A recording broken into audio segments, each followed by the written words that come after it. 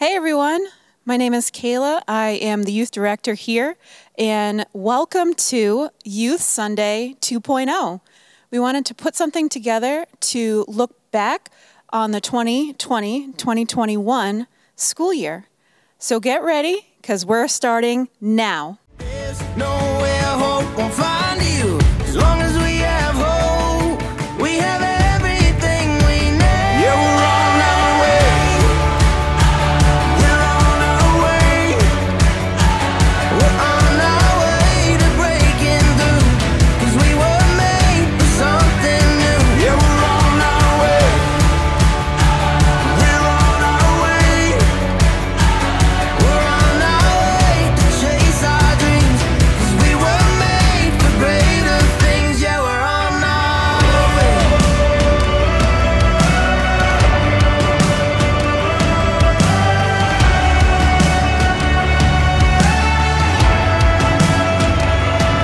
In this moment, it's electric, it's electric. Can you see it?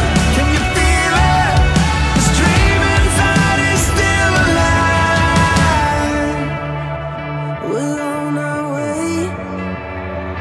We're on our way to breaking through. 'Cause we were made for something new. Yeah, we're on our way. We're on our way. We're on our way to chase our dreams. 'Cause we were made for greater things. Yeah, we're on our way. There's no fear that can bind you. There's nowhere hope will find you. As long as we have hope, we have everything we need.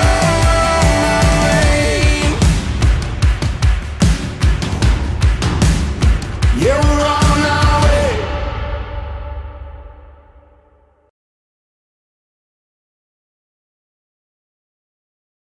Hi, my name is Emily Richards, and I'm a student leader at Christian Hills Youth Group. And I'm here today with Logan, Haley, Ava, and Tim, and they're going to answer some questions I'm going to ask them just to give you a student's eye view into what youth group is, what's it about, and how important it is to all of us. So, first question I'm going to ask is, Logan, what do you look forward to on Wednesdays? So what I look forward to on Wednesdays is mostly I like to do the 9 Square, which is really fun, you know, the community and all that. And I love the worship discipleship group, basically the entire aspect of youth group in itself, just having those friends there and being able to be around people that are God-filled people and good people to be around. Awesome, yeah. What I like about youth group is just looking forward to seeing a whole bunch of my friends who accept me for who I am and don't have standards for me. They just accept me, and I love that. What I look forward to on Wednesdays is seeing my friends and learning about the Bible and God. Yeah, I feel that. The pretty common answer of just like being friends. And I think the fellowship part is like absolutely my favorite part of youth group as well. Just the relationships you build there are really cool. So next question is how would you say youth group differs from any like other activities or clubs you could be in? Like how does it different from like say an after school activity? I think youth group is different by whenever I come here, just like no one judges you, and like it's not like normal school, like everyone like is in cliques and stuff. Like it's so welcoming. Like I don't even know how to put it in words, but it's just so like it's just about like God and everything. I love it so much. It's amazing. Awesome.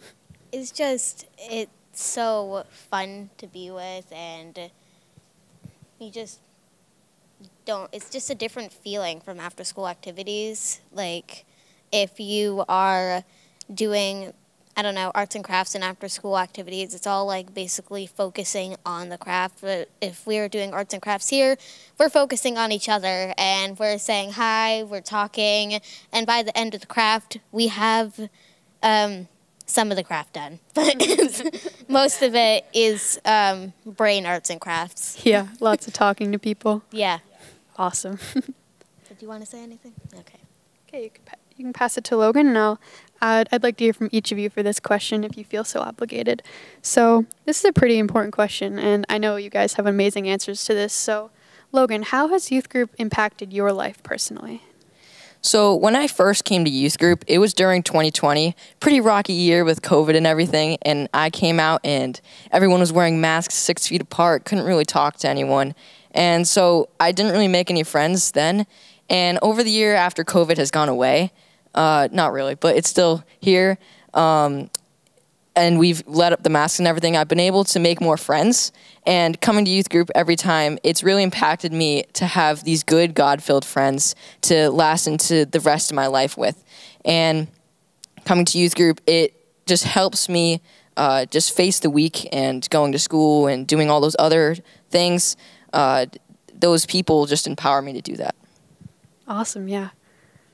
Well, when I came, I knew a bunch of the people there, but I've made stronger bonds with people, and I have just gotten to know a lot more new people that I didn't know before, and they just seemed like people that crossed the hall for me.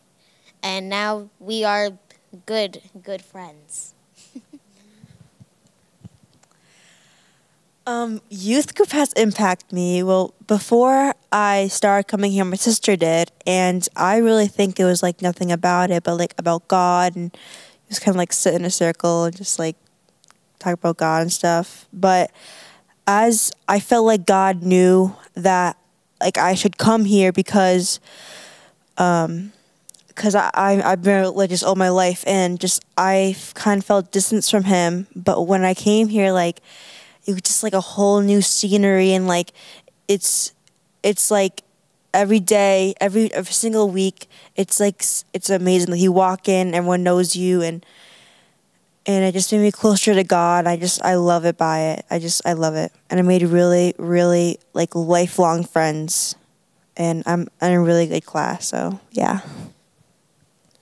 How youth group has impacted my life is that everyone else is supportive. It's a fun and welcoming environment, and all my friends from youth group, they're just very supportive, and I have seen a lot of change in other people.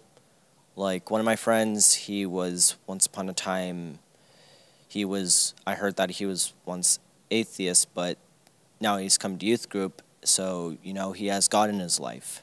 Yeah, that's amazing. Thank you guys so much for answering that, because I completely agree that youth group has impacted me as well, in the fact that when I joined, I am a completely different person now, from just being able to grow my relationship with God, and also my closest relationships and closest friendships are here, and they have grown me so much and challenged me, and it's crazy to look back, but I just can't wait to keep growing with God, with you guys. So last question I want to ask is that for anyone watching or anyone thinking about joining youth group, having some doubts or just being like, what's it about? What would you say to them in the fact that why should they join youth group? So if I was to say one thing to the people that might want to come to youth group, I would just say one word, and I would say try. So when I came to youth group, I wasn't sure if I wanted to do it. I was kind of hesitant. I knew that Emily was completely involved in youth group, and I didn't really know what to do. And so I encourage you guys, if you guys want to come to youth group, just try. And when you come, even if you maybe don't like it at the moment, sometime in your life, maybe ahead in your life, maybe like a year, maybe months, anytime, you'll remember that experience, and maybe God will hit a click in something in your mind, and it will draw you back to this. So I would say just to try. I would say go and do it. Even if you've done something bad in the past, we are carefree, and think about all the friendships and bonds you'll have in the future. You will have tons of fun, and you will grow deeper in your relationship with God. Just do it. Like a zillion times, go, just come here. Just I only been here for a few months, and I just feel like this is my home. This is my second home, home away from home. And everyone just I'm so close to everyone, even though I'm kind of new, but it's just so amazing. and I had very bad self-confidence issues, and just coming here, like I became like a really good person, and that's how youth group like did me, and I people just come here. Yeah. If you're thinking of joining youth group, well, just do it. Just try it, you know. It's great, you know, you can make really good friends. Well, yeah, I can definitely encourage that. Because for youth group, you can start out in 6th grade of middle school, and I didn't start until 8th grade because I was very hesitant of going, and I was a very different person then, where I was going through a tough time, and being able to come to youth group and just being warmly welcomed by so many people and challenged, I was able to just find myself, and I was able to grow so much. So I really strongly encourage that if you feel like no one will notice you, if you feel like, why should you come, I promise that there will be so many people here who are going to care for you, and we are so glad you are here, and we really hope to see you soon. So thank you so much for answering these questions, guys. So obviously we can see that youth group means a whole lot to a whole lot of people. So starting to look back on the past year, we had to work our way through a pandemic, just like everybody else did. And we were meeting online for youth group for, gosh, maybe like 4 months. It was pretty hard. But finally, when we got to the summertime, around June, we started meeting again in person. Now, July last summer was one of the busiest months we've ever had. We had 4 major events. We had our prom, which you'll hear about a little bit later. We had a graduation service for the seniors. Then we also had Youth Sunday was pushed into July. We also had a talent show. Now, when it came to the prom, we had an event for the seniors because their prom was canceled. And we just felt like, what can we do to bless these seniors and make sure that they don't miss this once-in-a-lifetime experience? Because, you know, schools were talking about maybe we'll do it in November, but you're kind of over it by November. So what we were able to do was to have a prom right here in the living room from our seniors. In fact, why don't you hear about it firsthand from one of those seniors right now? So my senior year started off great. I was getting really good grades in school. I was, hitting it off with friends. I came off of a really hard year in 2018 with losing my mom and kind of failed my junior year of high school and just had a really tough go. So I felt like I was becoming more solid in my faith. I just became newly saved in the summer of 2019.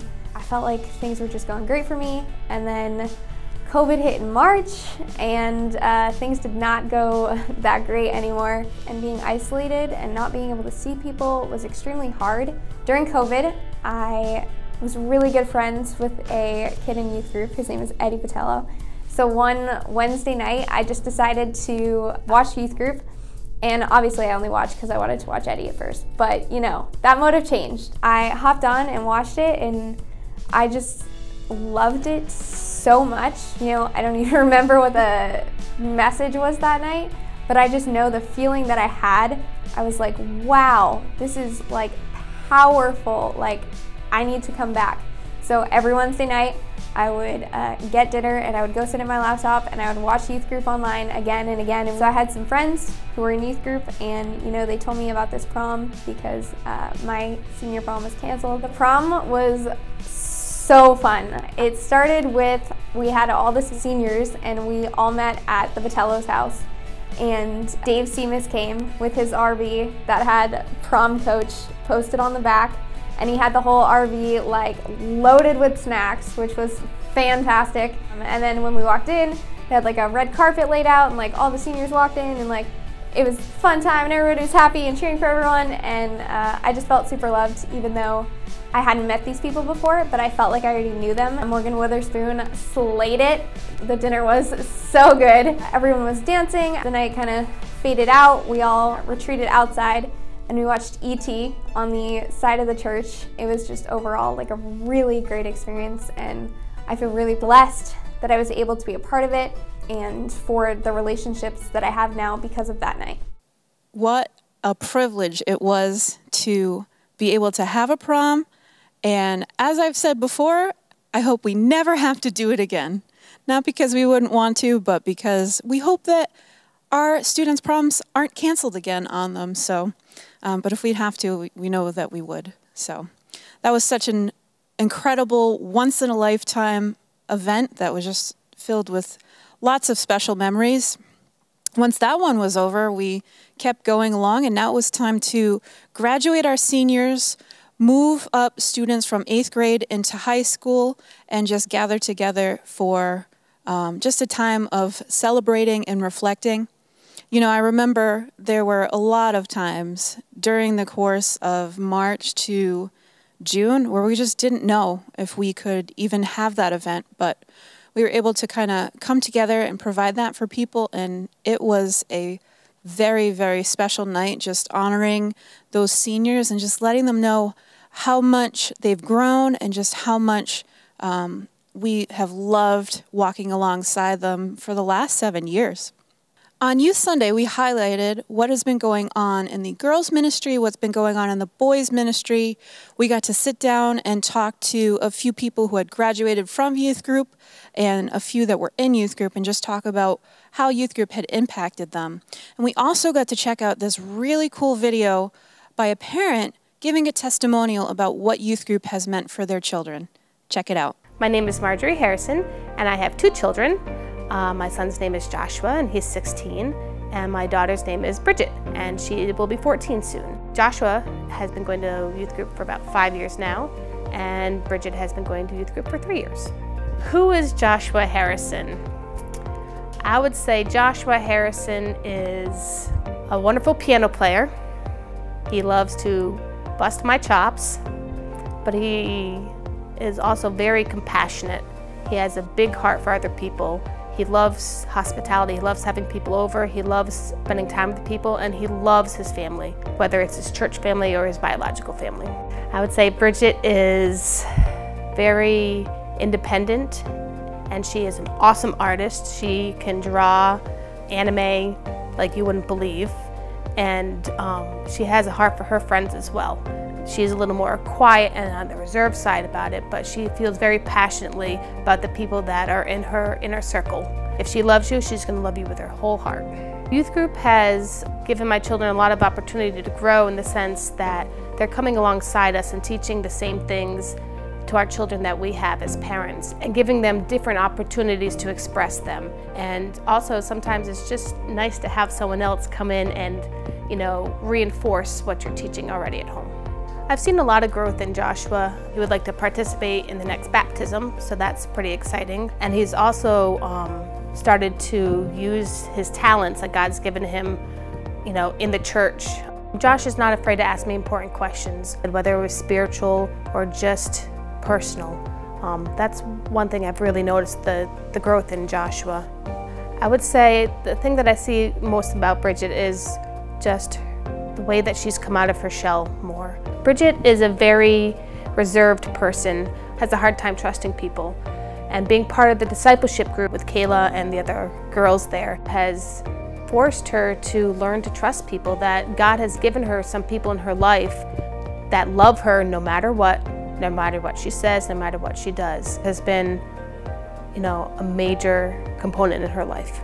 I'm really just glad that it is a safe place for them, because I don't have to worry about them while they're there. I don't have to worry about what they're teaching and what they're doing. I know that if they're there, not only is it a safe place in the sense that they can open up their hearts and confide in people, but it's just physically a safe place because I know that they're going to take care of my children, both, you know, spiritually and physically.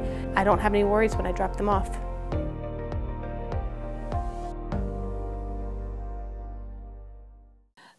You would think that after 3 big events like that, we would be ready to throw in the towel. But we had one more thing that we had to share with the congregation and those of you out there that watch us on YouTube, and that was our talent show. Now, unfortunately, because of everything that was happening, even though we had gone to District Fine Arts in March, it was canceled. The national event for fine arts, they let it go a little bit and then just really made that decision that they couldn't safely have an event with people from all over the country during that summer. So we kind of had to deliver that news, was not fun, to let people know that everything that they had worked on wouldn't be able to be brought to that national competition. But what we were able to do is create a talent show. And the really cool thing about it was at the exact same time that we would have been in Florida at that national competition. So we got together and we let all of the students bring their presentations, and they actually put together a very special introduction. Why don't you check that out now? 11 a.m. the usual time I wake up. Throw on some sweats 'cause I know I won't be seen. Watch Netflix all day, no way I'll get up. Sleep again and again, gee, thanks COVID-19. And then I'll Instagram and see who has tagged me. This is my life since COVID began. Wash your hands, wash your hands, stay inside, the rules demand. It's been days since we've had any contact now, and we're all mad. Don't let friends in, keep things real clean. Stay inside 'cause we're under quarantine. Conceal, don't feel, get food to go. Get food to go. Just stay home, just stay home. Can't go outside anymore. Just stay home, just stay home. All your plans are now no more. It's not fair, I had plans today. Turn your Netflix on. COVID needs to go away right away. Bonjour, monsieur. There goes my neighbor, it's weird to pass in hallways as I go out to get the mail. Every morning always strange since the morning COVID came. This is life when we're in lockdown every day. Oh, is it safe to sit here? I can never tell because disease. Here's where I get infected, but I won't find out if I'm sick till day 13. I can quarantine, I can social distance, I don't care how far, it won't be that long. Wash your hands with Dial, it'll be worth your while. I can't go anywhere, so I guess I'll play ping pong. Shop for your basic house groceries, your weekly food and toiletries. Don't go around and fill up your whole cart. Yes, sir, shop for your basic house groceries, your weekly food and toiletries, and everything is gonna be alright.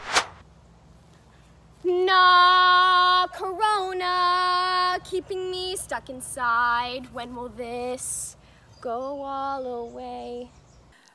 Our talent show last year was such an incredible event, and I couldn't believe when I saw that it's reached over 1,000 views on YouTube, which if you've been here for them in person in the past, you would know we didn't reach a third of that many people when we had it here in-house. So although there were a lot of things that happened because of the pandemic that weren't exactly favorable, this was one that really brought the message that these students had to such a wide audience, so much more than they could have done previously. After the talent show, we kept going. Now it was August, and we have discipleship groups in our youth group, and we have 3 groups for the girls, 2 groups for the guys during this past year. And so the oldest group of high school girls, we had given a very unique opportunity.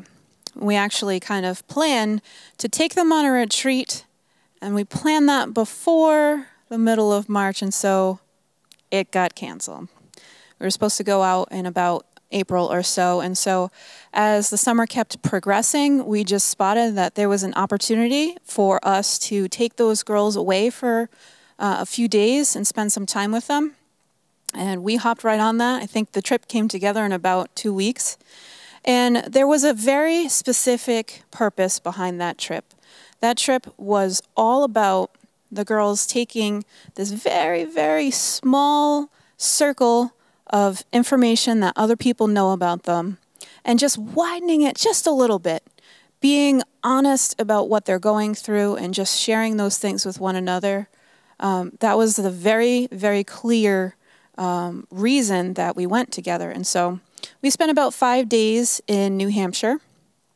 And during that time, we got to share our testimonies. Paula, the leader of the group, and myself, we went first and we just shared everything. And after that, one by one, each girl just shared some of those things that they hadn't really talked about before. And we talked for, gosh, about 4 hours one night. And then we continued to grow those relationships. It was an incredible time, one that, again, would have never happened unless we were in this very, very weird time in the world. So once we get back from that trip, we were very clear that they got this special opportunity that others didn't necessarily get to have quite yet. But what we wanted them to do was to pay that forward and to share what they had gotten out of it and share the things that they were learning with the other girls. So right now, we're going to have one of those girls, Michaela, who's one of our student leaders, share her message again. Hi, everyone. So as Kayla mentioned, I had the absolute privilege of talking with some of the girls here at the youth group last year in August. And the idea originated from Kayla, who presented the idea to us one night when we were just talking about some of the things that we had struggled with in our own lives, and thought it would be a great opportunity for us to hopefully help some of the younger girls out and just give advice to them. So we started brainstorming, and after a while, we decided that the topic we were going to speak on was insecurities. Because everyone has them, everyone deals with them, but the voices of insecurities can be so loud when you're a teenager because everyone is trying to tell you what to do, who to be, and that you're supposed to have it all figured out. Now, I don't know about you, but when I was a kid, I didn't really worry about any of this. I would get up, I would do my hair however I wanted, I would put on whatever I felt like wearing, and that would be it. I would be out. So what changes? How do we go from this childhood mentality to this insecurity mentality? Well, that is because we experience the lies of the world. The world tells us that in order to fit in, we need to look and act a certain way. We need to have the best clothes, hair, makeup, body. However, the world doesn't tell us exactly how to fit in. We weren't handed this packet in 3rd grade that told us everything that we need to do. So we try to fit in. We try to become someone else, someone who's cooler, someone whose photos get more likes on Instagram, someone who dresses cool, someone who everyone wants to hang out with. But one wrong move, and that extra personality that you created, it isn't cool anymore. The voices of insecurities can be so loud these days because we have things like social media. We're constantly seeing pictures of what we're supposed to look like, the body that we're supposed to have, the hair that we're supposed to have, the makeup that we're supposed to have, the face that we're supposed to have, how we're supposed to dress. But we can't possibly pull this off all the time. It gets exhausting. So when we learn that we can't pull it off all the time, we hide. We stay in our rooms. We stay in the house. Some people experience this harder than others. But one thing is for sure. Whether you only have a few insecurities that you barely think about, or your insecurities haunt you every single minute of every day, we all have them. However, it's what we do with the pain of these insecurities that makes us who we are. Most people keep their struggles to themselves. We build up a wall. We get up and we put on a fake front. We say, "I'm fine," as we go along smiling when we're really hurting inside. We keep it to ourselves because we don't think that anyone could be possibly struggling with the things that I struggle with. When I was speaking with the girls, I decided to ask them a question. And the question I asked them was, who here has felt worthless? And they all immediately raised their hands, without hesitation. I then asked them, who here has felt worthless and kept that feeling inside? Again, they all raised their hands without hesitation. You see, we tend to become pros at pretending to be happy. We put on a mask and we hide our struggles from the world. We try to fix them ourselves. We go out and we say, I'm fine, with a smile on our face, but then we come home to our bedroom and our bathroom and we take that mask off and we cry. We think, what's wrong with me? Why am I not good enough? Why was I born? Why was I put on this earth if all I'm going to experience is pain? Well, when that happens, and we ask those sorts of questions, we're looking for our worth to come from the world. But our worth comes from our Creator. If God did not have a purpose for your life, you would not be here. God has made everything beautiful in its own way. And I'm going to show you 2 examples of this in Genesis 1. Now, this is the 6th day of creation, verse 27. So God created man in his own image. In the image of God, he created him. Male and female, he created them. Already, we see here just one sentence that we are created in the image of God. God, who is perfect, blameless, who can do no wrong, who created the entire universe. And we were made in his image. Now, a little further down at the end of this chapter, we reach the end of the 6th day, and God is looking over the earth, and this is what he says, verse 31. And God saw everything that he had made, and behold, it was very good. It was very good. The Bible does not say at the end of the 6th day, God looked around the earth, and he was like, wow, I love this nature that he created, all these waterfalls, these sunsets. I love to look at this nature. And the humans, they're like a rough draft. They're okay. I guess, I know, might as well keep them there now that they're there. No, that is not what the Bible says at all. The Bible says that we are made in God's image, someone who is perfect and blameless. Now, even if you know all of this, there's going to be times that you struggle with your insecurities because no one lives a life without them. So here are some things to get you started on overcoming your insecurities or to help continue on your path to overcoming insecurities. Number 1, admit your feelings to God.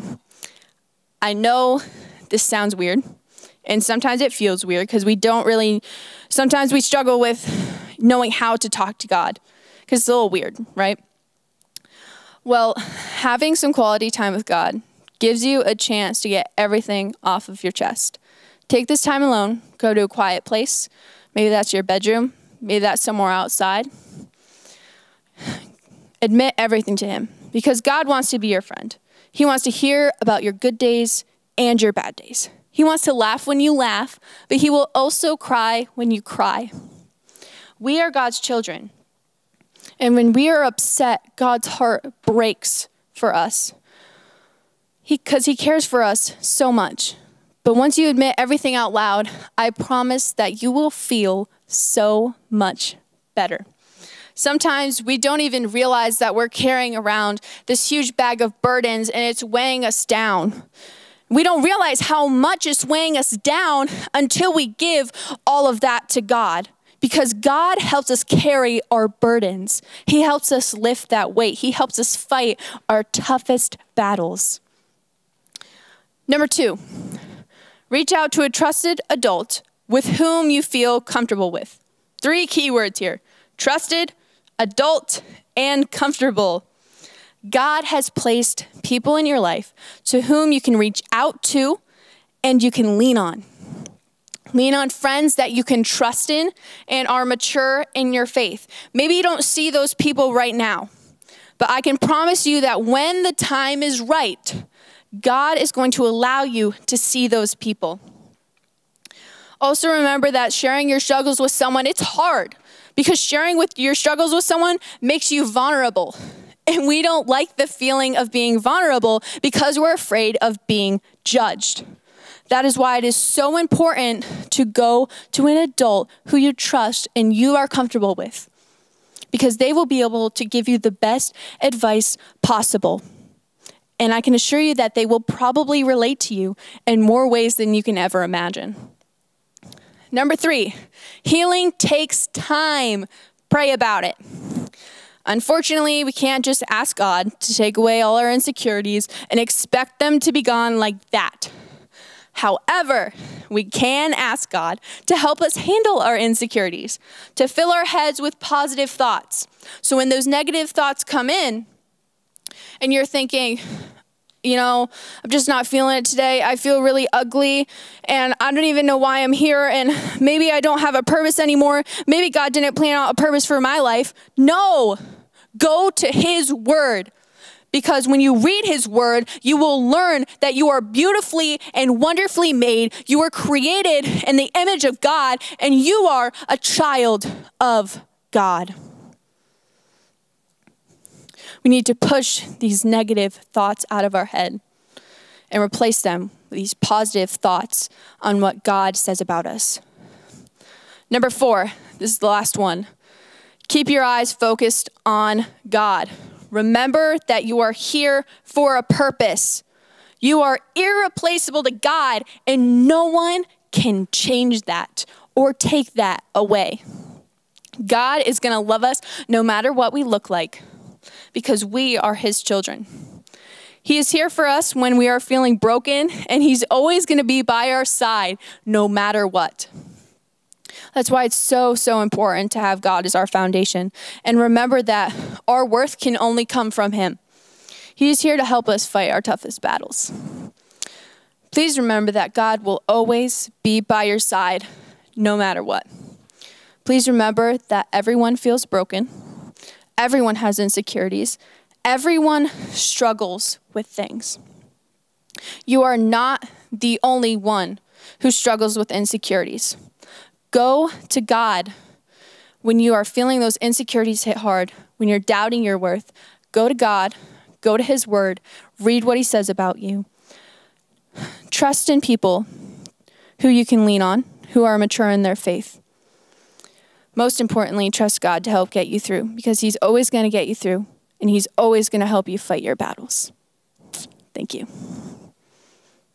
What an awesome message Michaela just brought. It was so important for students to not only hear, but to live out. So if you want to check that out again, you can just check the links within this video and you can take another look at what she had to say. So after our first and hopefully only pandemic summer, we had to start school in the middle of a pandemic, and that was something that was really hard for the students, and it was hard to walk them through and just watch them try and work through all of these changes and things just being different than they normally had been. So at the same time, we started a couple of things. One thing we started was the series that we did all year called Fresh Fire, and we have a couple of students that are going to tell you a little bit more about that. Hi everyone, I'm Tova Torriello. I am a student leader here at Youth Group, and today I am joined by Ari and Corey Salisbury, and today we're going to be talking about the series that we just finished in Youth Group, Fresh Fire. So I know 2020 is kind of a difficult year to talk about. I feel like whenever it's brought up in conversation, everybody's always just like, oh no, don't bring that up again. I don't want to talk about it. I don't want to remember it. But do you guys, let's look back on then, and let's talk about how did you guys feel when we first started this series back in September? I personally felt really spoken to about what we were talking about, and one of the first lessons we talked about was how to continue and grow in a relationship with God. So some of the things were like vulnerability, honesty, commitment. It was really important because in the situation I was in, the seasons I was facing, it was just really needed. And, you know, about this whole new fire and all of that, I was like, my burnt out flame, because like it was flaming again. It was just like a roaring fire, and it was something that was so needed in the situation I was in. Yeah. I remember in the beginning of this season.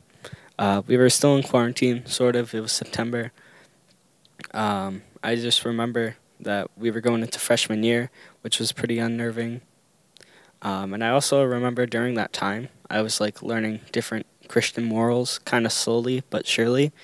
And so I think this season came in around the perfect time because like during the season we learned like a lot of different topics and stuff. And so I thought it was like perfect timing sort of.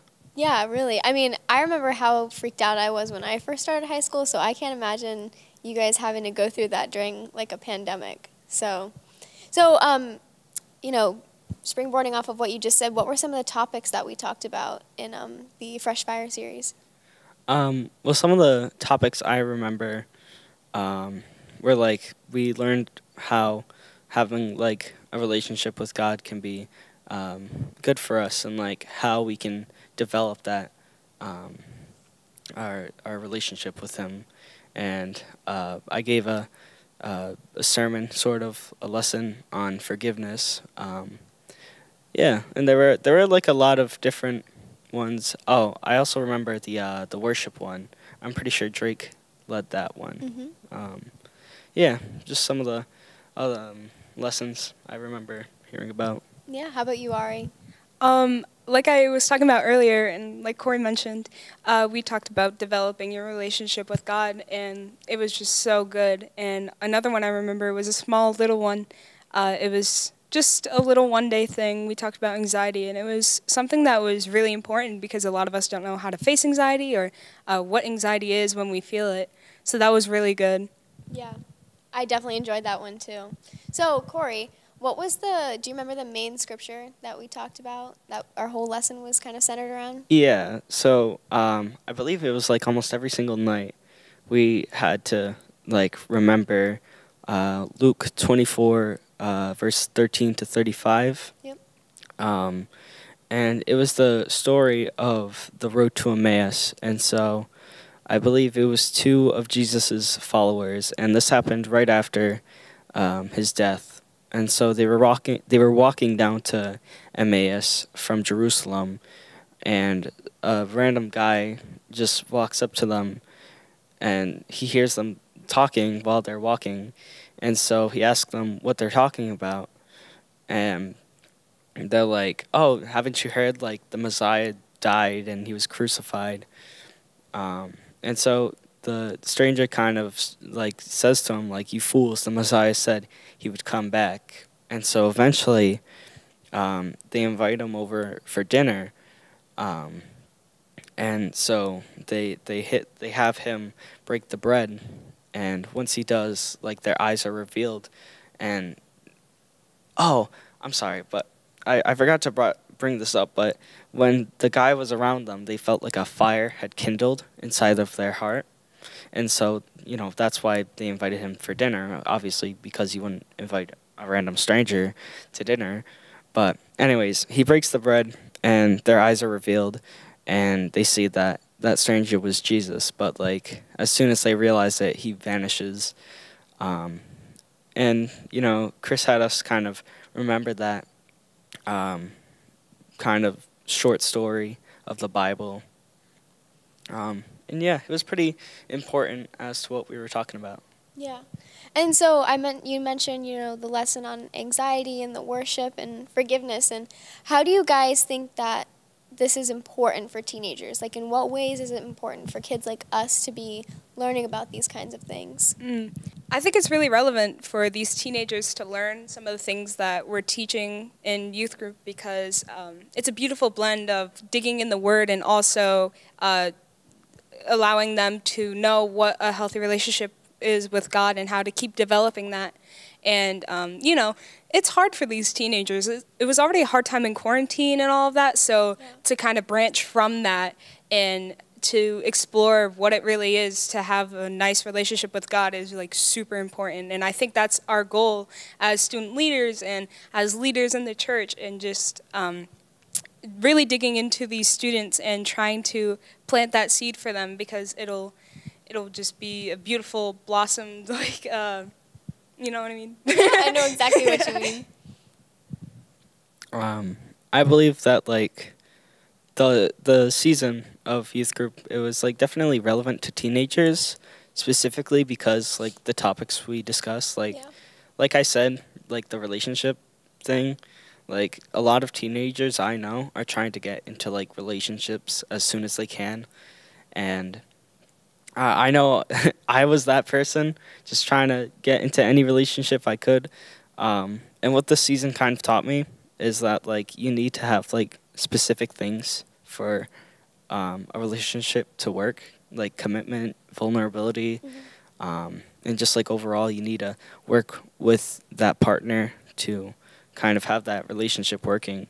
And like it also taught me how like your relationship with God is like extremely like purposeful, and like it's not just something you can just say, but like you got to have those things with God, Right. so that way you can function well as a Christian. Yeah. Yeah, so we definitely learned a lot of really good tools this year for, maintaining and prospering our relationship with God. But yeah, that's all the questions I have. So thank you so much for joining me today. Thank you, guys. Thank you guys for sharing that. What incredibly wise words from our students. So we went through that Fresh Fire series the entire year, but at the beginning of the year, we also started a Bible study with that group of older high school girls. And we have a few people here that are going to tell you what that was all about. I'm here with Miranda Witherspoon and Abby Botello, and we're just going to have a little discussion here about the Breaking Free series that we did this past school year. But before we start talking about that, actually, let's talk a little bit about what your group was like before we went on a retreat and then after. Well, before, I definitely feel like we knew each other and we were definitely close with one another, but we weren't fully connected or like deeply rooted with one another. And it's like, hey, I'm feeling like this. And then we're like, okay, we'll pray for you. But there wasn't much connection in between that. And I feel like after the trip, it was like a huge transformation. Like, oh my gosh, we were way closer with one another as we opened up. And it just was really great. It brought us closer together. Exactly. Kayla had mentioned this quote in something that she sent out to us that was to deepen your surface level relationships by opening up to one another.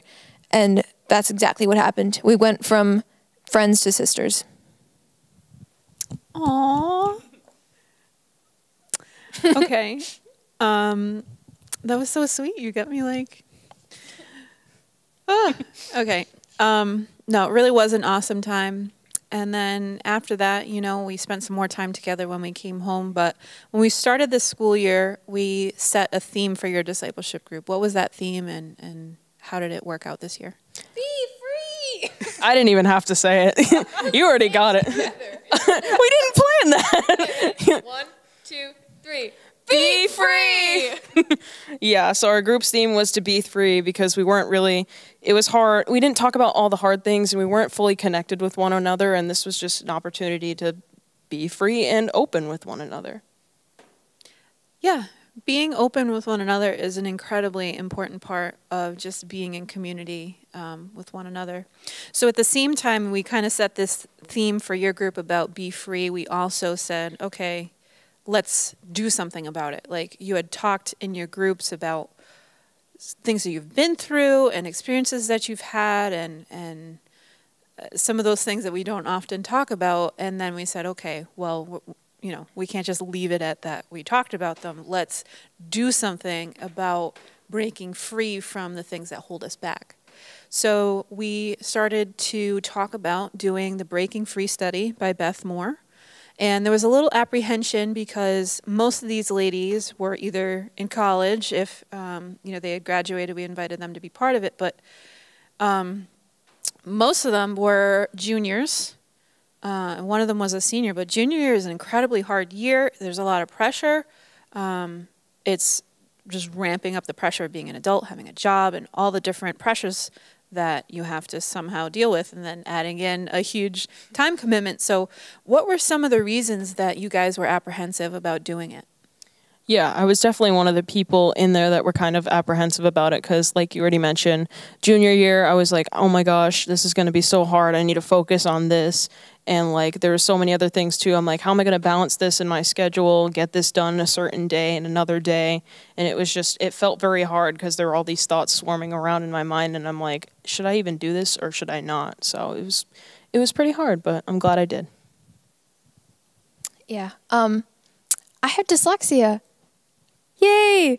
So that makes reading harder. And when Kayla first said that there was, homework and like reading and like, not a lot, but a good amount. To me, it was a lot.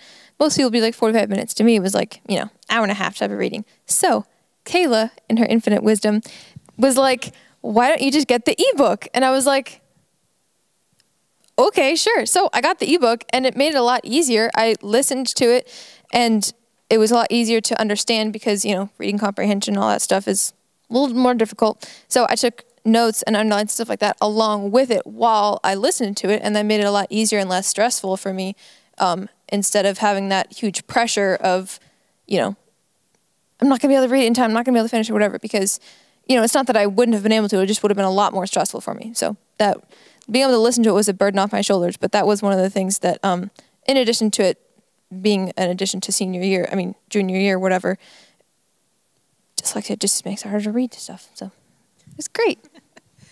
Yeah, there's always a lot of different reasons not to do something. You'll always find a reason not to do something.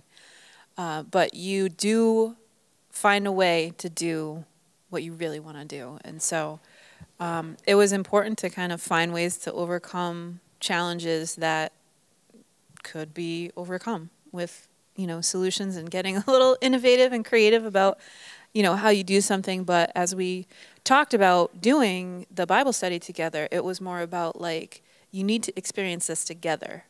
And we really need everybody to add to the group experience because really a Bible study like that is dependent on people doing it with you, walking alongside you, especially now at this point, we opened up to one another, so there was more passport there to have those conversations. So some people might not be familiar with this Bible study. Maybe some people out there have done this Bible study, but what are some of the nuggets and the pieces of truth and wisdom that you remember from this Bible study?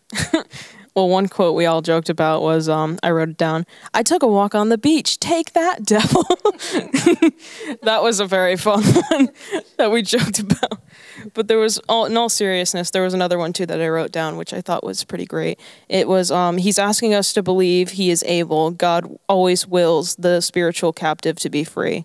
And I just thought that was very impactful because it's like, if he's asking us to believe in him, if we do, then he's going to make us free, whether we're super captive or not as captive. It just doesn't matter. Yeah, and there were these 5 core benefits that we went over. The first one was to know God and believe him. The second was to glorify God. The third, to find satisfaction in God. To experience God's peace and to enjoy God's presence. And the quote on the next page was, "The enemy has no right to hold you back from any of these benefits. They are yours." And that was such an eye-opener. These are our benefits that we get to experience if we put in the work. And this is the work right here. And it's a benefit. All of those things end up being benefits. And the other one was, each of us has a crippling tendency to forget what God has done for us. For a while, we're humbled. Then if we don't guard our hearts and minds, we begin to think God is so good to us because we have done something right. And that's a good reminder that we haven't done anything right. Yeah, I think when we talk about doing a Beth Moore Bible study, it's definitely possible that some people are like, that's like a Bible study for adults. But one of the things that we really focus on here is that there's nothing stopping teens from understanding and benefiting from just straight truth. And we don't necessarily have to go to the teen edition of something, although those can be helpful. We knew you as young ladies, even in high school, could do a Bible study of this level and get something out of it. And to have those truths at such a young age you're so much better equipped for what's about to come because, you know, before you know it, you'll be adults. And I know you're so excited about becoming an adult. But I know that there's just so many people out there that are probably listening that are just thinking like, wow, what could my life have been like if I got to know those things at a young age? So that's definitely something that we continue to strive for as we teach students, is to just provide them with truth and not watered down truth or something that we think is at a lower level. We just know that God will speak through his word and he'll speak through, what he provides with that. So we completed that study right before Thanksgiving, and a lot has happened since then. So how would you ladies say that your life has changed since that time? Well, I feel like since the study ended, it really helped me to realize things I didn't really know about myself before and I didn't really think about much. And I just think that was pretty great. It's also showed me or shined a light upon the fact of whatever you're going through, you're not alone. It really emphasizes that throughout the study, that God is always there for you no matter what you're going through in the moment. And there's other people as well in your life or that will come into your life that share the same struggles as you, and just you're not alone in that.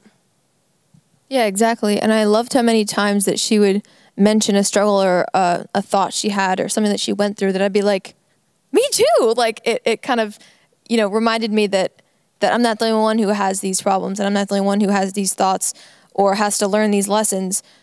And it kind of, like Miranda said, it makes you remember that you're not alone and that you're human. We're all human. We all have similar, thoughts and processes and struggles and chains, and we all need each other to help one another break through those chains. Well, thank you so much, ladies, for sharing with us. This particular discipleship group is led by Paula Kelsey, and I know that she would agree with me. We are just so incredibly proud of you young ladies and your peers. You're growing into such incredibly beautiful young women who just have a heart to serve and to share truth with others, and it's just incredible. So thank you for talking with us today. So as you can see from hearing about that Bible study, we are all about building relationships between the students. And so as we kept going on throughout the year, in every discipleship group, it seemed there was a time during the year where we threw kind of like a little surprise birthday party for someone during the discipleship group time. And it was just a really, really nice way to have something to celebrate during a time when it seemed like there was nothing to celebrate. And even on top of that, the relationships that the students develop outside of youth group are some of the most important ones that they develop. And so outside of youth group, we had a few middle school students who actually started a Bible study. And I'd love if they can just tell you a little bit more about that right now. Hey everyone, my name is Joshua Linden Canning. I'm one of the youth leaders here, and I'm with three guys from our middle school discipleship group. They want to share a little bit about a Bible study that they started over the course of the last year. All right, so we have Zach Cody here, we have Benny Botello, and we have Dakota Jones. So the first question I have for you guys is, how did the pandemic impact your discipleship group? So I think it impacted our discipleship group in a way that, like during the pandemic, we couldn't really like meet together like in person and stuff. So I think it affected us that we had to like meet on Zoom and stuff like that. And there were some cons to that where we couldn't actually be in person, but some pros where we could like be together even though like the pandemic is going on, and we could like still joke around and put funny backgrounds and stuff like that on Zoom. So there was still definitely a sense of community that we could be together even though we weren't in person. Mm-hmm. Yeah, I mean, for me, some of my favorite moments were just afternoons at like 2 in the afternoon where there's a Google Hangout and everyone's online just hanging out and just fooling around, and just that fellowship that even if there wasn't a pandemic, we wouldn't normally have had otherwise. So it's really cool, those opportunities. So how did you guys make the decision to start doing a Bible study? Literally, me and Benny were sitting in my room, and I remember he was sitting on the green chair, and I was sitting on the floor right next to him. And I basically said, hey, Benny, like God inspired me. And I was like, hey, Benny, we should start a Bible study. And Benny said, okay. And I was like, wait, you're serious? And he said, yeah. And so we started planning the Bible study, and we invited all of the middle school guys in our youth group, and it went really well. Awesome. So describe a little bit how this Bible study worked. What were some of the details? Where were you guys at? Who was there? At the beginning, we started off with starting at 1:30. We were originally supposed to be starting at 1:30, but eventually we started at 2 because we were just fooling around the entire time. And at 2 o'clock, we would start reading our character quest book, which is the book that we were going off of, and we would, discuss what we read and ask a few questions about it. And then after that, we would read Hearing God, which is the book we were reading in youth group at that point in time. And then after that, we would just hang out. Yeah, so, I'm not really sure what more to add, but, we just, come, we'd hang out for a little bit, and then we get into some of God's Word and stuff, and, those books, as I was saying, and then we'd have fellowship and just hang out with each other and stuff like that, and it was a really fun time, really enjoyed it, and it was really helpful. Mm-hmm. And I know that the couple times that I were there, it was at your house, actually. The couple times I were there, it was definitely a blessing, just getting together and getting into the Word and being able to pray for each other. It was just such a super encouragement just to see you guys doing that. Yeah. So Dakota, what were over the course of this group in this Bible study? What were some of the topics that you guys discussed or went over? All right. So some topics that we went over were about courage and faith and trust. Now, were there any topics that impacted you the most specifically that you guys went over? All right. So basically, this is a Bible quote that was mentioned in Hearing God, which said, "Be transformed by the renewal of your mind, that by testing you may discern what is good and acceptable and perfect." And what was the impact that had on you personally? So personally, when it says, "Be transformed by the renewal of your mind," so to me, what I think is that basically stick to what is good. And that's one thing that I can say. Awesome. How have you seen this Bible study have an impact on you, whether it's you or on the group? I think it has definitely brought us together. The guys that were in the group, I think it brought us together and helped us to be more open. And I think it helped us to just really grow closer together and just to be able to speak our mind. And even when it doesn't necessarily feel like it, or when we're joking around, I think it definitely helped us to learn some lessons that we are definitely going to be using, even if we don't necessarily feel like it in that moment. So I think it brought us closer together, and I think it really helped us to be more mature, and it helped us to really have a good balance of being serious and being really excited and just serious about seeking God. And there was a good balance between that and having fellowship and joking around and just joking around and being middle schoolers. Like Benny said, it was really nice, getting to know all of the guys in our discipleship group that I have barely ever met, because I did not know a lot of people. And it was just fun to have a godly aspect to hanging out, but also just joking around and being immature middle schoolers. So yeah.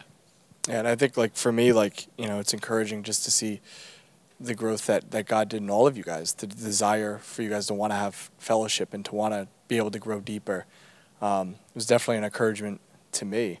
So thank you guys for taking the time to answer these questions. Yeah. And appreciate it. So finally the winter came, and we were just so privileged and blessed to still be able to meet. And we had to get a little creative about how to have our Christmas party this year, because we wanted to do that in a way that was safe for the leaders and for the students, for the families. So what we ended up doing was to have a separate party for every discipleship group. They met at different times, and they did Secret Santa within their groups and had some games and just got to get together. I think I even made my group try the elf spaghetti. Gotta have those memories and just do something that's a little out of the box, shall we say. But we had such a great time making memories. And then we started into 2021. Now, if you remember the start of 2021, we all thought it has to get better, right? And so we kept meeting, and what we started to do at that point was get together for events. We started watching the Chosen series here in the sanctuary and getting together and watching the Bible come to life on screen and then meeting together and talking about it afterwards. And boy, that was just some incredible discussion around Christ and just around seeing what we read in the Bible come to life and just talking about what it really meant to each one of us. In February, I decided to switch things up a little bit in my discipleship group, and I gave them a challenge. So this year, our group was presented with a truth memorization challenge where we were given 10 verses to memorize, research, and share with others. It was a wide range of verses, and they all meant something. They were picked for a purpose. These verses just explained how every Christian can be fully equipped to do every good thing God has already planned out for us to do. The theme for our group was Be About It. We talk about things and we have plans about doing things and being like, oh, I want to do this or I want to do that, but we wanted our group to focus on just being about it and just going and doing it. So that is the main inspiration of what led us into the memorization challenge, because instead of just reading them and then putting it down and keeping it there for a while, just to be able to memorize, that's being about it, and that's actively, actively working on your faith. Now, as I'm older and that I've been going to youth group and I'm growing more in my faith, being able to be challenged to memorize and also just getting into the Bible of like what that verse is and why was it said. So I really enjoyed the challenge of that. Who won the challenge? I won the challenge. The most important thing for me was that I was building my bookshelf, I call it. People call it all different things, but I just saw these scriptures as like books I'm putting in my bookshelf. Sure, you have your Bible and you can, take any time you want to look in it if you carry it around with you, but when you're going through a tough time and you just feel like you're alone or it's just you don't have your Bible on you or anything like that, being able to pull that book off your mental bookshelf, just to have it with you, that is the most incredible thing and impactful thing for me. That was definitely a really big reason as I started to memorize. I'm like, wow, when it's in your brain, when it's in your mind, it means so much more than being able to just look it up quick online or in a Bible. Just having it in your mind for you to be able to look back on and look into was incredible. I really enjoy the challenge, and yeah, it's been quite a year for our group, and it's pretty awesome how we're growing, and I just can't wait to keep digging in further and just keep growing closer to God, one step at a time. Now, in the midst of the Fresh Fire series, we actually had one of the students come and give one of the messages, and he's here now to give you a nice summary of what he taught. Hello, my name is Corey Salisbury, and today I'll be giving a summary of the lesson I gave to the youth group and to the men's breakfast. So I began by asking them what was the worst way their trust had been betrayed. And I got a few responses, and we discussed how those acts were motivated through selfish ambition and self-desire. And I explained to them where that self-desire comes from through reading the story of the fall in Genesis. Obviously, Adam and Eve wanted to have that knowledge like God from the serpent, and so they ate the fruit and they spiritually died. But at the end of that verse, you can see how God forgives them for those acts. Because not only does he not physically kill them, but he also gives them garments to go to earth with. And that's because God knows that bitterness is a poison that only harms its user, and that forgiveness is the only right route. And so obviously, these two things affected Jesus' time, and you can see it in Matthew 18, verses 21 to 35. So at the beginning of this, Peter comes up to Jesus and asks him, "Lord, how many times shall I forgive my brother or sister who sins against me? Up to 7 times?" Jesus answers, I tell you, not 7 times, but 77 times. So I kind of gave an explanation as to how and why Jesus says this. And the fact is that Jesus does not literally mean 77 times, but he means that you should forgive your brother or sister an indefinite amount of times. So he continues on and says, therefore, the kingdom of heaven is like a king who wanted to settle accounts with his servants. As he began the settlement, a man who owed him 10,000 bags of gold was brought to him.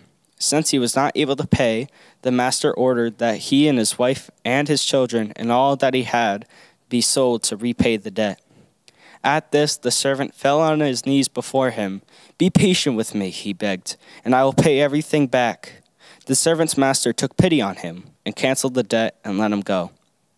So you can see a few parallels here to the parable and kind of how us Christians behave when we sin against God. Obviously, the kingdom is heaven. The king is God. The other servants, people who repay their sins. And so it says here that he had a debt of 10,000 bags of gold. Again, it doesn't mean literally 10,000 bags, but it means that that sin is a debt that can never necessarily be repaid. And so at this, the king says, like, everything that he has and his family be sold until he can repay the debt. And the servant begs him to have more patience on him and to just forgive him. And so the king obviously does and lets him go. Like I said, God forgives and he knows it's the best route.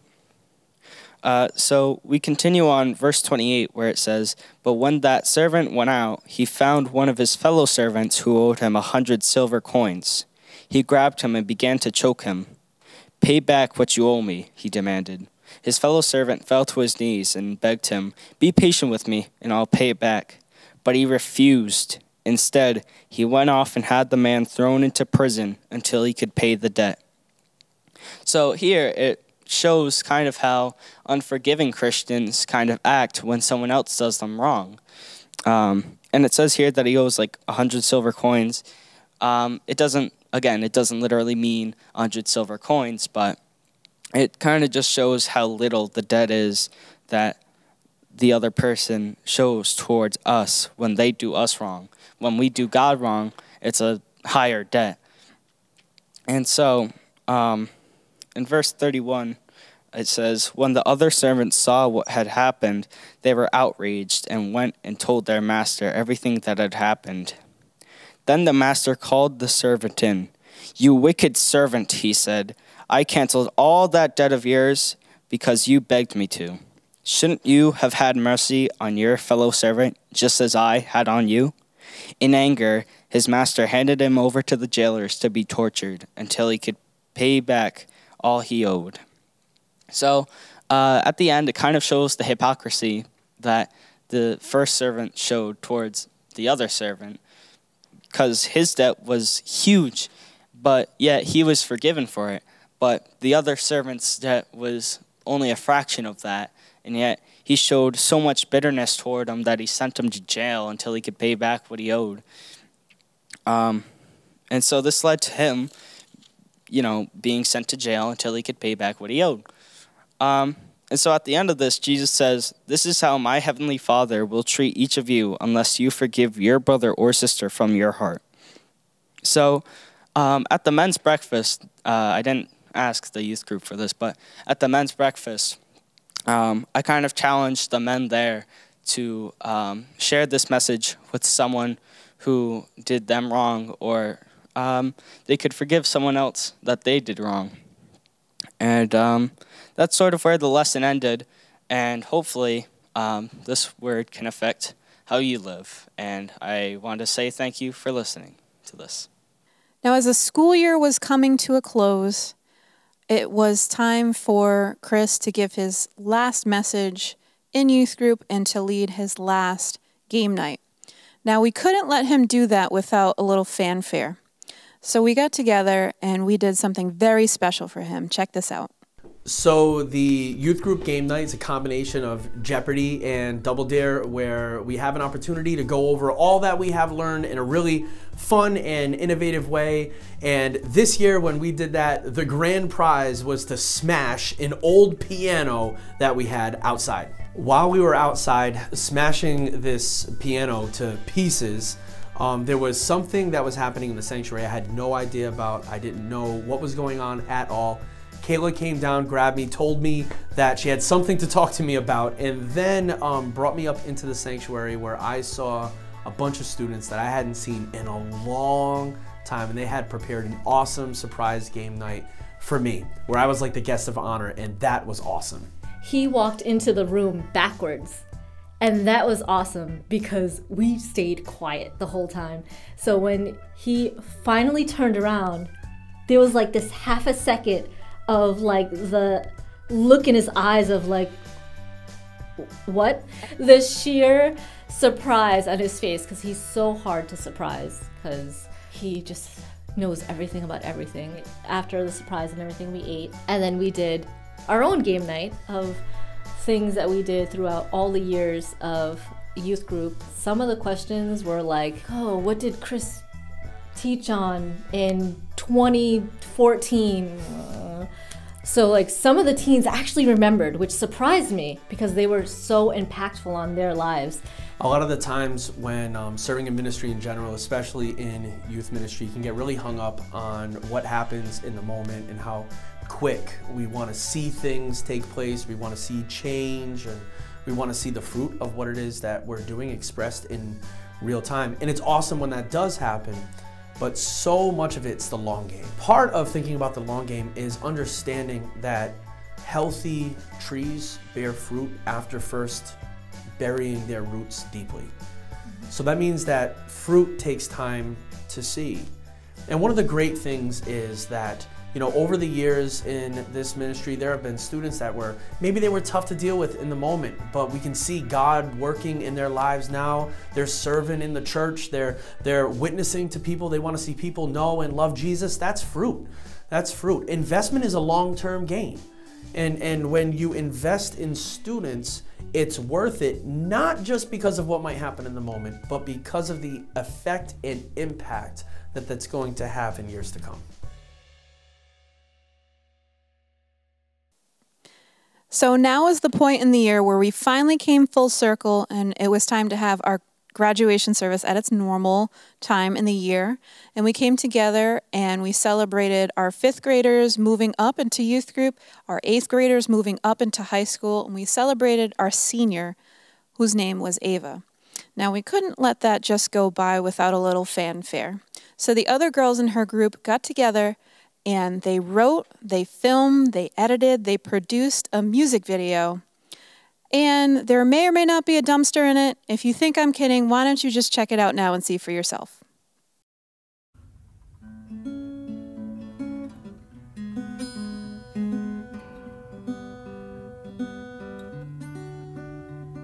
I remember when you came to this happy little place. You said Ava is my name, and you smiled with your face. We laughed and we cried, but we all became alive. Life is hard, but we've got God.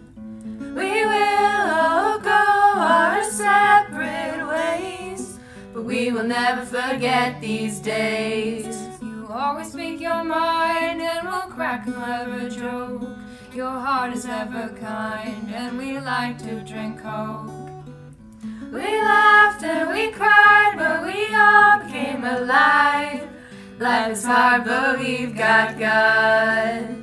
We will all go our separate ways, but we will never forget these days.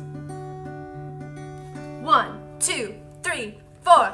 Ava hates children, but she's one in a million. Allergic to peaches and straight facts she preaches. She's confident, outspoken, through it all her hair so gold. She sings like an angel, makes us laugh at the table. She's got poise, grace, and elegance. Don't forget intelligence, a pearly white smile, and extraordinary style. Ava is our homie and she'll never get lonely. She's addicted to TikTok because she's standing on that hilltop. We laughed and we cried, but we all became alive. Life is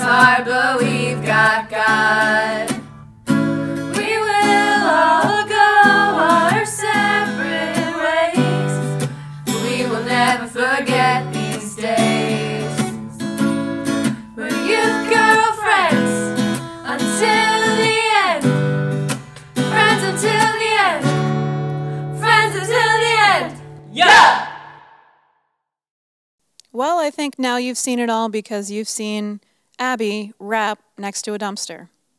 Hey. Yep, that happened.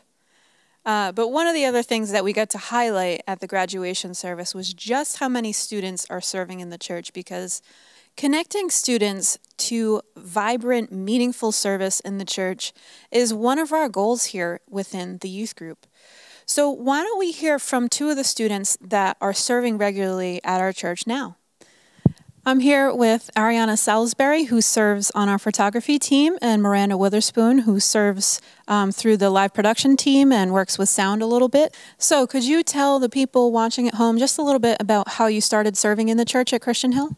So one youth group, Drake announced to the youth group that he started a new photography team, and I was pretty interested because God blessed me with the gift of photography, so I asked him if I could join, and he was like, sure. So the first event I shot at was the Thanksgiving event, and several months from then, and I've grown immensely, so yeah. It's pretty cool. As for me, I started with just helping out with small events because sometimes my dad would drive me early and it was kind of like convenient. So I just pitched in those ways, help Kayla out, help other people with setting up for certain stuff. But then sophomore year as well, there was a call for people to work in the back for the worship team because they needed people. And my dad was like, you should do this, you're musical and stuff, you play the cello, you should totally do this. And I was a little hesitant at first because I was like, there's a lot going on. It's sophomore year, school is tough sometimes. So yeah, he pressured me into doing that, and I'm just happy that I actually followed through and did it because it's such a great experience. I've learned a lot from it, and I've served for a while in that position. It's been great. Awesome. Well, Ari, could you tell us a little bit about why serving in the church is important? I think it's really important to serve in the church, especially, with the God gifts that he's given you. We strive to be servants of God, so if we're using our gifts wisely to serve him and to serve others, I think that's super important. So how has God been working in the ministries that each of you are involved in? Well, God has worked in many ways throughout both the youth ministry and the worship team ministry, and I've experienced that head on.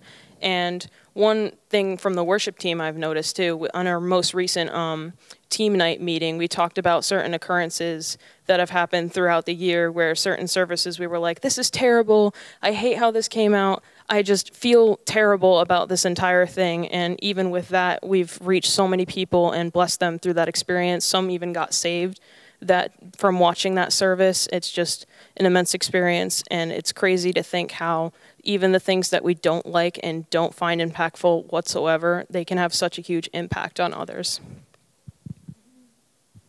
God has been strengthening my team just by boiling down what we do, why we do it. Especially, we're learning some new ideas, how to do this thing, how to get a new angle, and we've really been figuring out a lot of things together. It's been a really good thing that we're finally kind of forming together, strengthening as a team instead of, oh, this person shoots this day, and then a few days later we're going to ask this other person, you know what I mean? Yeah. So let's give this some context, because we say that you're serving in the church, but Miranda, can you tell us about how many hours you've spent serving in the church over the past year? Well, for my original answer, I wrote down, because I wrote down my answers, I wrote that I actually didn't know, and I knew that it was a lot, but Kayla had me do the math, and it was around 416 hours, which is pretty crazy, considering I go Thursday nights to do worship practice, and then Sundays for each service every week, and mix in the front and in the back. It's just crazy. That's a lot of hours, right? So you're also needing to do an internship for school. So can you tell us a little bit about that? Yeah, so I teamed up with David John, and I essentially asked him, can I do an internship with you? And he said I could, because it counted for the certain requirements that I needed for the internship, and it's been pretty great so far. I've learned a lot of new mixing techniques and different things that I can use for Sunday services as well as long-term, that if I go down that road, it would help me a lot, and it's just given me new opportunities to grow as well through this ministry. It's been pretty great. It's been great to see you do that. And, you know, it's really important to us to plug students into opportunities to serve. But it's so nice to see when it's actually happening. It's not just something that we're talking about. So, you know, every Sunday when you guys are watching from home, if that's something that you're doing, or if you're home for one Sunday and you're watching, you can be assured that there's a good amount of teenagers who are helping to get that service out and in a place where the gospel can reach others. So we are so thankful for you guys, and thank you so much for talking to us. We love seeing students serving in the church. In fact, if you're a student out there and you want to be connected with a way to serve in the church, just look at the links in this video and we can connect you with opportunities that you can take advantage of to serve in the church. We love seeing students serving in the church. Now, one of the huge ways that students are serving in the youth group is by serving on the worship team. So for the last few years, Eddie Botello has been our worship leader, and he's just done an incredible job bringing in students and teaching and training them how to lead in worship. He's going away to college in the fall, so we have Michaela Dean, who's going to be stepping in and taking that role and starting to train and teach people how to lead in worship. And so she also writes songs at home, just in her spare time. And she shared this one with us at a youth leader event, and we just thought it was something that needed to be shared. Not only in the youth group, we had her play it for the students, but we'd like to bring her up and just let her share that with you now.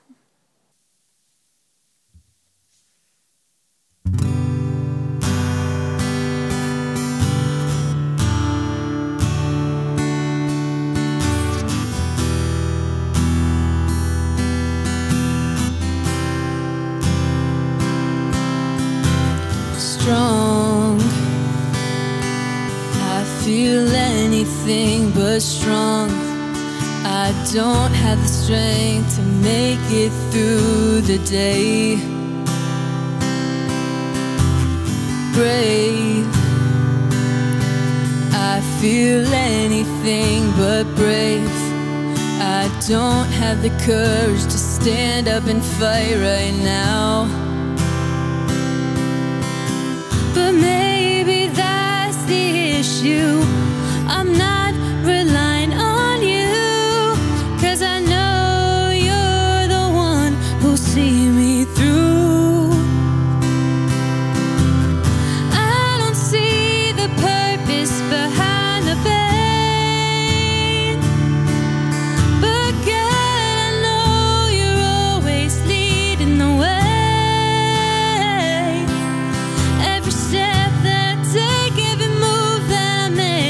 Every battle I face, every path that I take, I know that you will see me through always.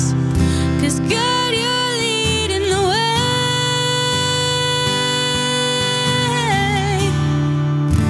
God, you're leading the way.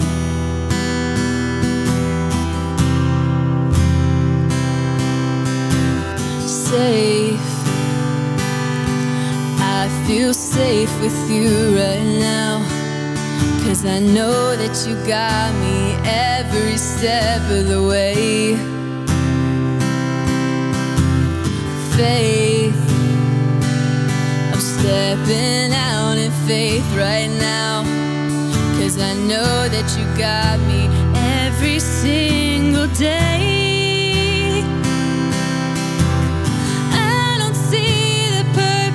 Behind the pain, but God, I know you're always leading the way. Every step that I take, every move that I make, every battle I face, every path that I take, I know that you will see me through always.